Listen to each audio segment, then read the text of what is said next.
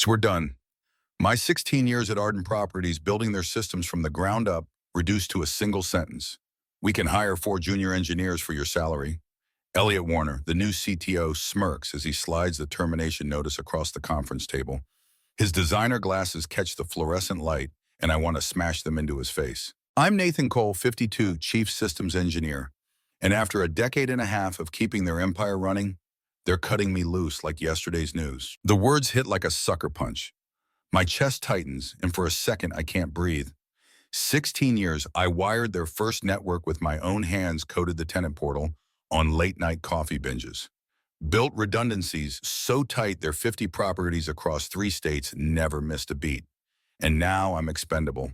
A line item to be slashed. Clara Hensley from HR sits beside Elliot, her lips pursed like she's sucking a lemon.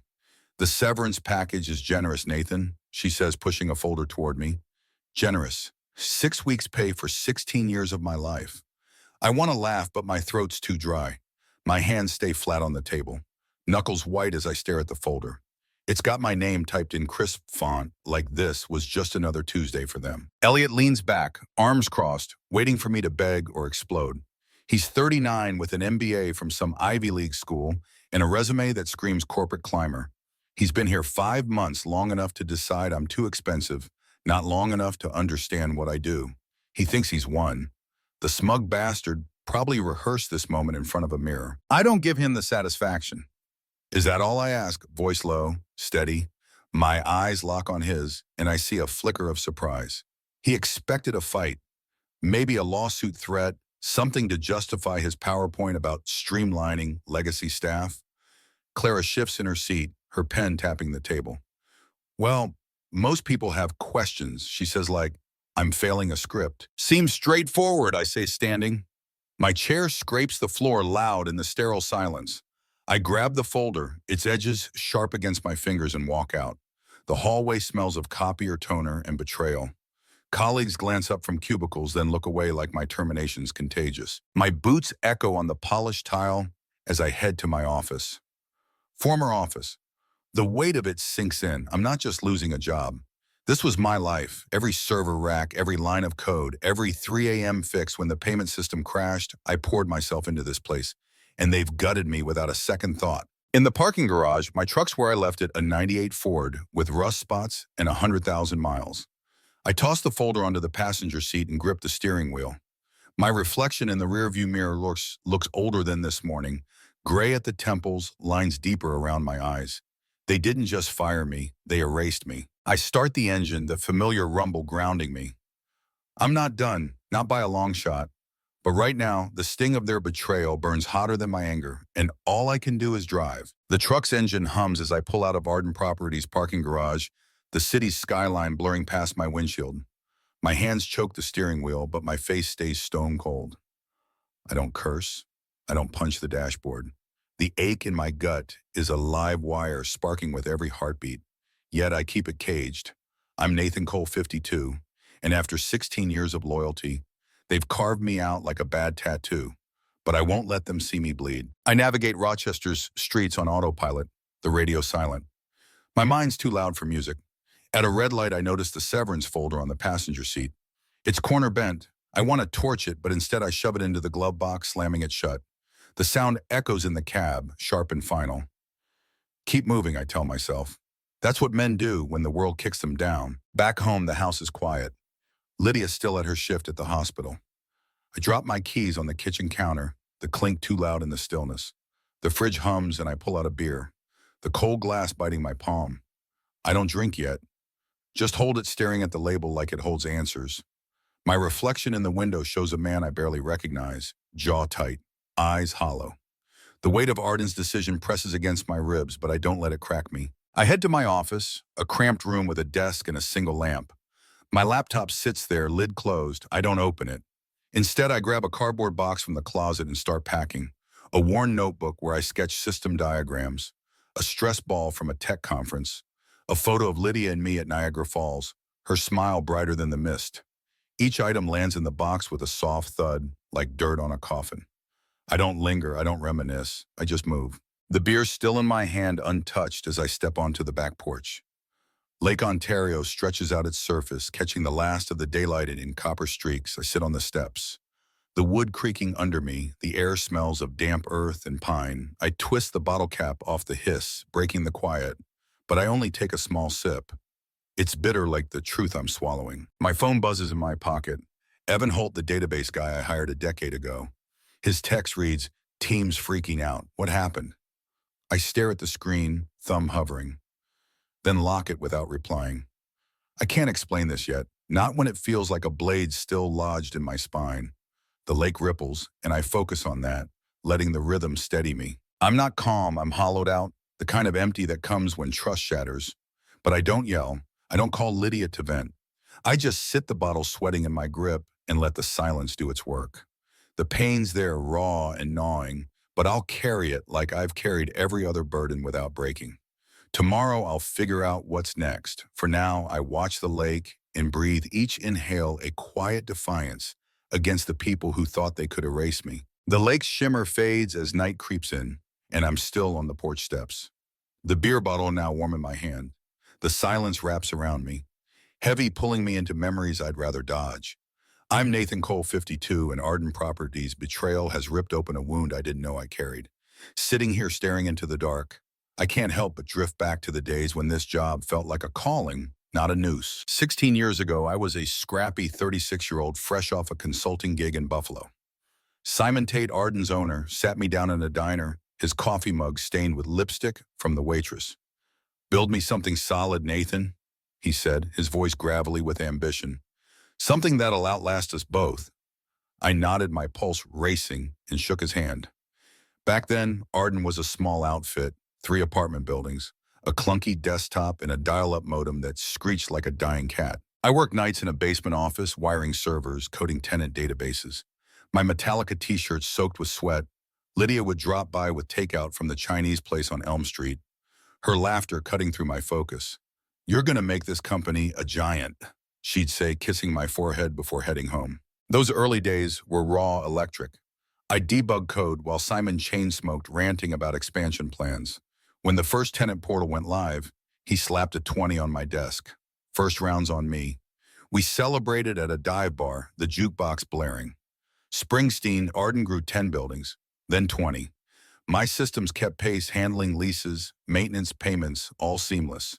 Lydia and I bought this house, our porch overlooking Ontario's waves. We'd sit here, her head on my shoulder, dreaming of a cabin in the Adirondacks. But the glow faded. Simon retired 5 years back, handing the reins to a private equity firm. The new suits cared about stock tickers, not tenants. Lydia noticed it first, her voice sharp over dinner. "They're changing, Nathan. It's not your company anymore." I brushed it off, stubborn, convinced my work spoke for itself, but meetings got colder. My proposals for upgrades were shelved, replaced by buzzwords like cloud synergy. The office, once alive with banter, turned sterile, all glass walls, and whispered layoffs.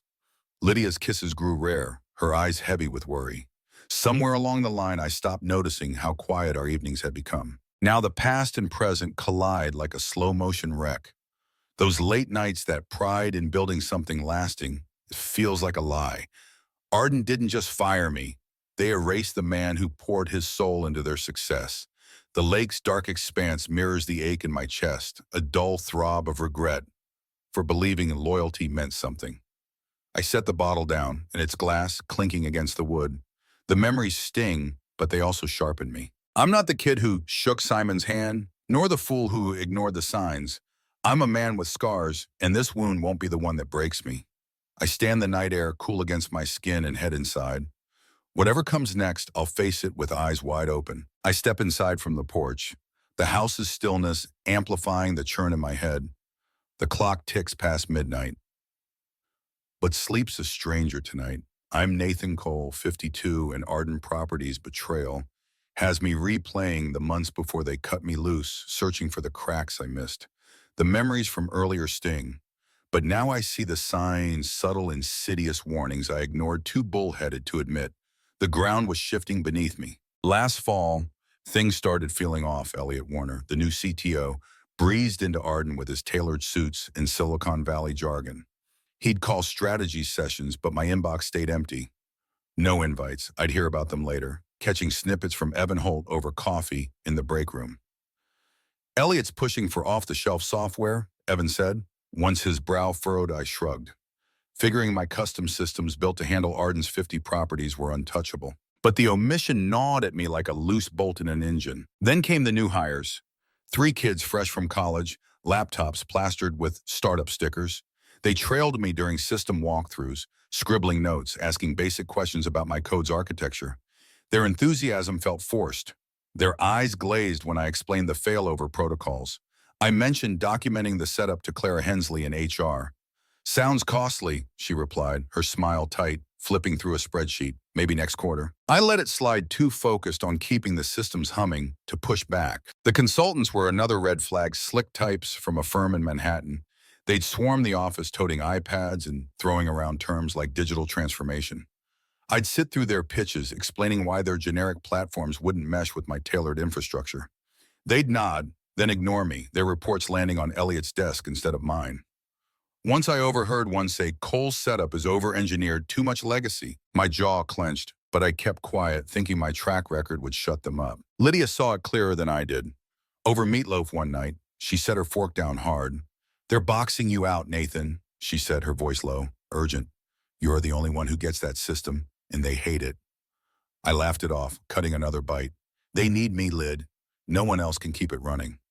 She didn't smile back, just stared, her silence louder than words. I should have listened, but I was too stubborn, too convinced my work was my shield. The final hint came a week before the axe fell. Elliot stopped by my desk all casual. Quick check-in tomorrow, Nathan, he said, adjusting his cufflinks. Just routine. His tone was too smooth, like a car salesman closing a deal. I nodded, ignoring the twist in my stomach. Routine my ass, I'd built, Arden's backbone. But they were carving me out piece by piece, and I was too proud to see it. Now standing in my dark kitchen, the truth burns. Those signs weren't accidents. They were a plan, and I was the target. The realization fuels a quiet rage, not loud enough to shout, but sharp enough to cut. I flick on the light, grab a glass of water, and let the cold steady me. I missed the warnings once I won't again. The kitchen light buzzes overhead, casting sharp shadows as I set the water glass down. The sting of Arden Properties' betrayal pulses like a bruise, but I'm done being blindsided. I'm Nathan Cole, 52, and those warning signs I ignored for months now fuel a fire I can't douse. Standing in this quiet house, I'm not wallowing, I'm planning. They thought they could discard me. They're about to learn what I'm made of. I moved to my home office, a small den with a sagging bookshelf and a desk scarred from years of use. My laptop hums to life, the screens glow harsh against the dark. First step, I log into LinkedIn, tweaking my profile to highlight every major project I spearheaded at Arden tenant portals, payment systems, failover grids. No boasting, just facts. I shoot messages to old contacts, a former colleague in Syracuse, a vendor in Albany, looking for new opportunities. I write, keeping it short, professional. Each click feels like loading around. Next, I dig through my personal email, pulling every work-related thread I forwarded to myself over the years. System specs, upgrade, proposals. Even my rejected pitch for documentation, I zip them into an encrypted file and back it up on an external drive, stashing it in a lockbox under the desk. If Arden wants to play dirty, I'm ready. I call my buddy Tom, a labor lawyer in Rochester, check my old contract. I say, a voice steady. Any non-compete clauses? He promises to review it by morning. I hang up the weight in my chest, easing a fraction. My phone lights up. Clara Hensley from HR. Her voicemail. Syrupy. Nathan, we'd love to discuss a consulting gig. $300 an hour, 4-hour minimum. I delete it without a second thought. Then another from Elliot Warner. Just a quick chat to smooth some system hiccups. I smirk, tossing the phone onto a stack of manuals. They're already scrambling and I haven't lifted a finger. Let them sweat. I grab a legal pad, jotting down next steps like I'm mapping a new network. Update resume, schedule coffee with Marcus Reed from Nexus Systems, who emailed me yesterday about potential roles. Research Arden's private equity owners, public filings might show their endgame. Every line is deliberate, a brick in the wall I'm building. This isn't revenge, it's survival, calculated and cold. Lydia's key turns in the front door. Her footsteps soft. She finds me at the desk, pen still moving. You're up late, she says, her voice gentle but tired. I look up, meeting her eyes. Gotta keep moving, I reply, tapping the pad. She nods, understanding more than I say, and squeezes my shoulder before heading to bed. Her touch lingers, grounding me. The clock shows 2 a.m., but I'm wired, the turmoil inside now. A focused burn. Arden's betrayal cut deep, but it's waking something in me. A grit I haven't felt since I wired their first server. They thought I'd crumble, beg for scraps. Instead, I'm arming myself step by meticulous step. I lean back the chair, creaking, and stare at the ceiling. This fight's just starting, and I'm playing to win quiet, but unstoppable. The chair groans as I lean forwards, the legal pad's edges curling under my grip. My office is a cocoon of focus, the world outside muted. I'm Nathan Cole, 52, and the gears I set in motion last night are turning.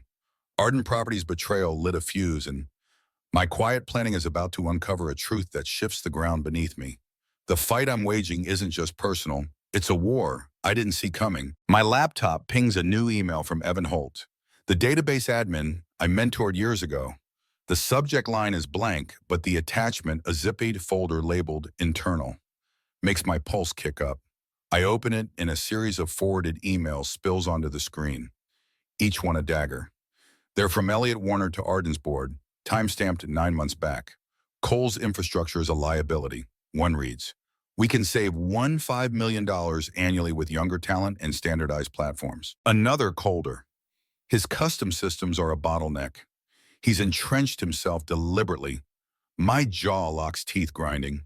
They didn't just fire me, they planned it like a corporate hit. The deepest cut comes in an email from the private equity firm that owns Arden Streamline senior staff.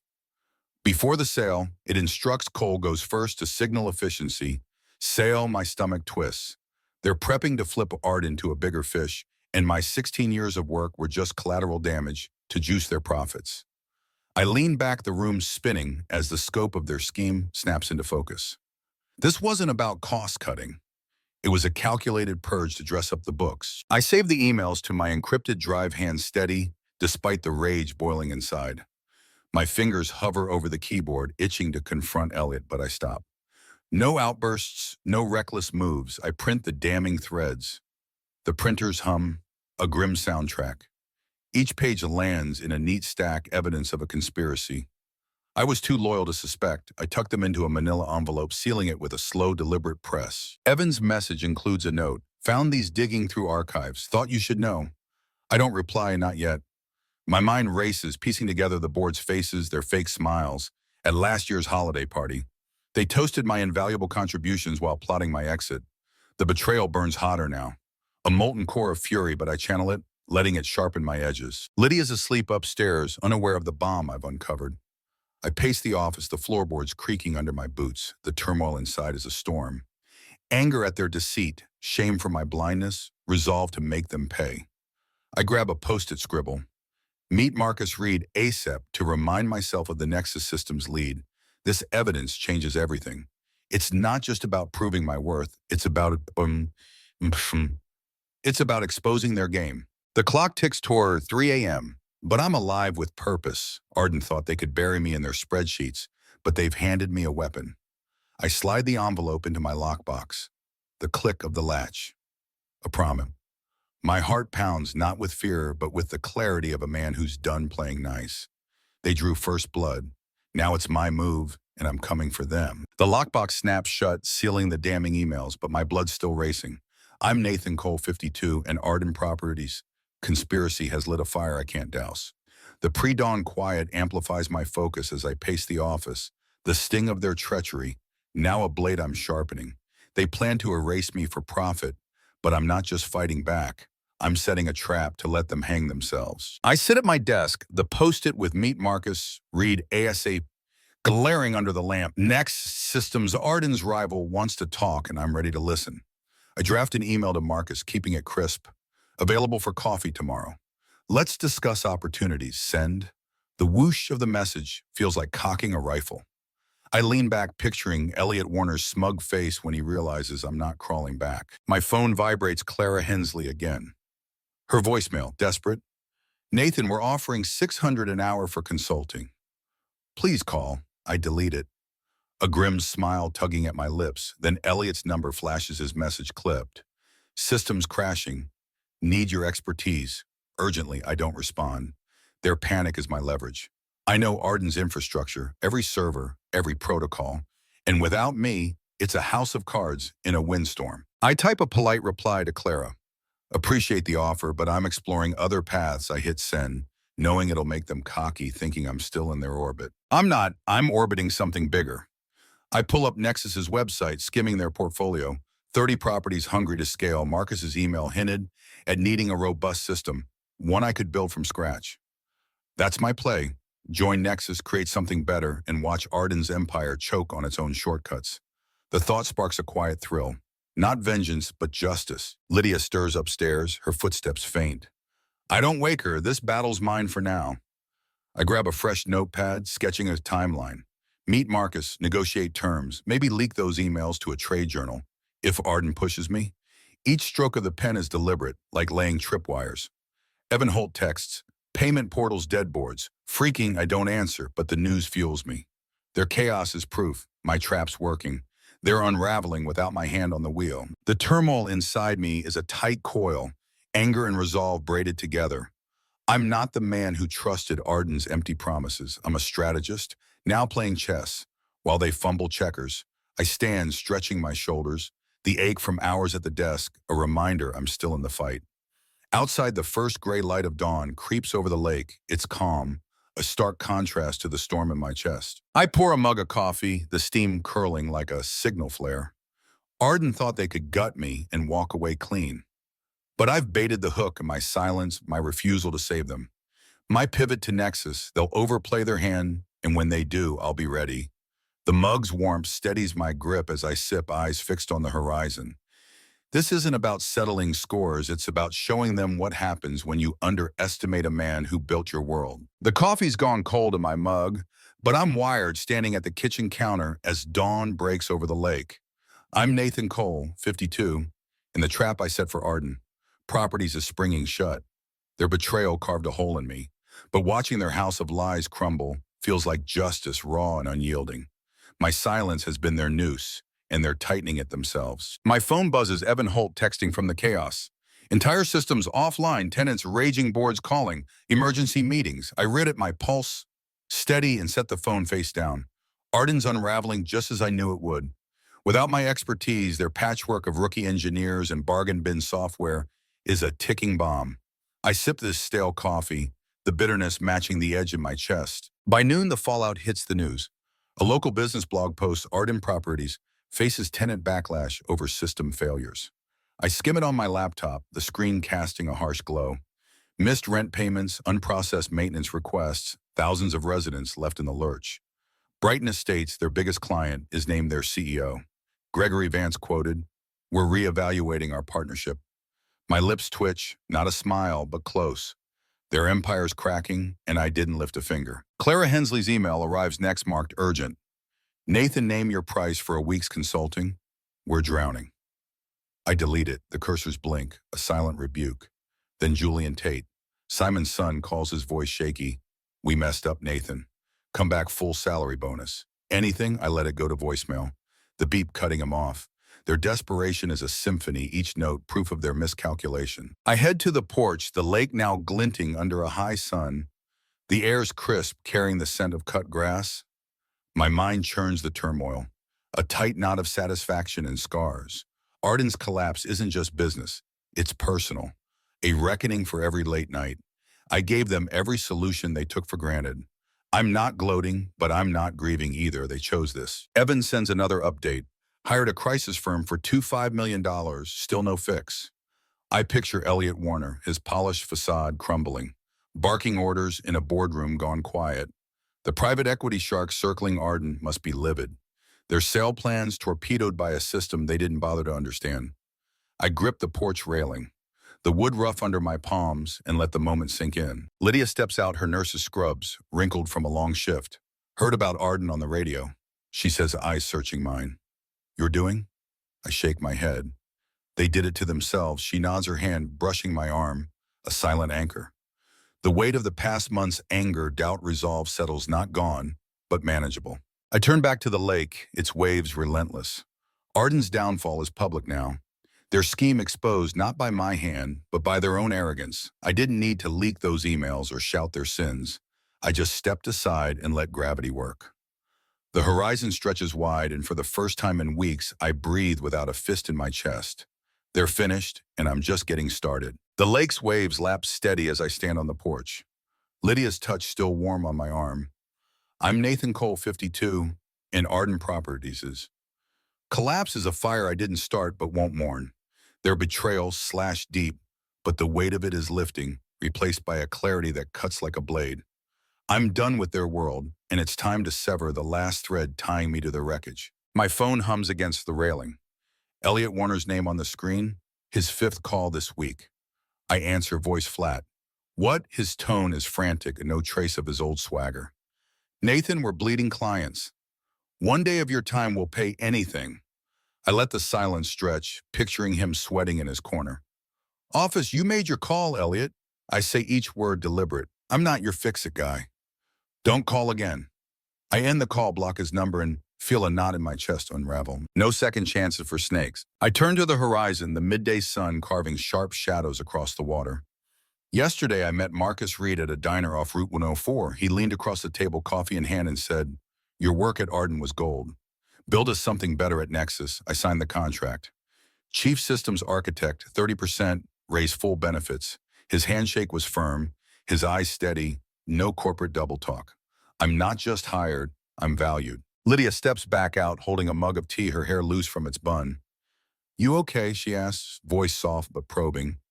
I nod, meeting her gaze. Better than okay? She doesn't push, just stands beside me, her presence a quiet strength. The turmoil that's haunted me, rage at Arden's deceit, doubt in my own worth is fading. Not gone, but no longer a chain. I've carried their knife in my back long enough. My laptop sits inside its inbox, empty of Arden's pleas. I don't check the news for their latest failures. They're irrelevant now. Evan Holt's last text mentioned Brighton Estates pulling their contract, a death blow to Arden's sale. Hopes I didn't reply, their downfall isn't my victory, it's their consequence. I've got bigger plans, like the system I'll design for Nexus build. Right, no shortcuts. I grip the railing, the wood's grain biting my palms. Cutting Arden loose feels like shedding a bad habit, hard but necessary.